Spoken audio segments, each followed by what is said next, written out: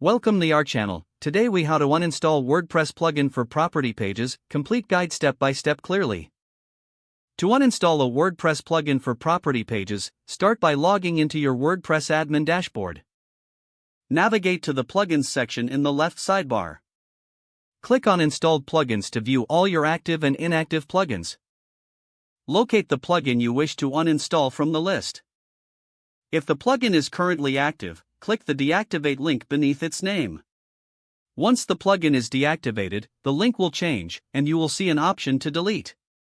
Click the delete link to proceed with removing the plugin from your site. A confirmation prompt will appear asking if you are sure you want to delete the plugin. Confirm the deletion by clicking the Yes, Delete These Files button. After a few moments, the plugin will be removed from your WordPress installation. If you encounter any errors during the process, check for any caching plugins that might be interfering.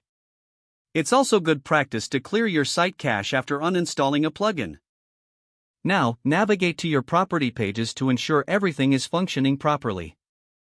If any issues arise, consider checking your theme settings or other active plugins.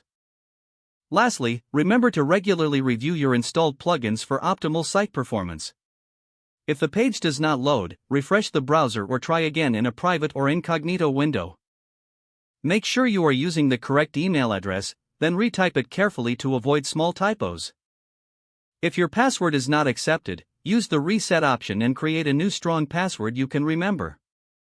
Check your spam folder for verification or security emails, then complete any requested confirmation steps.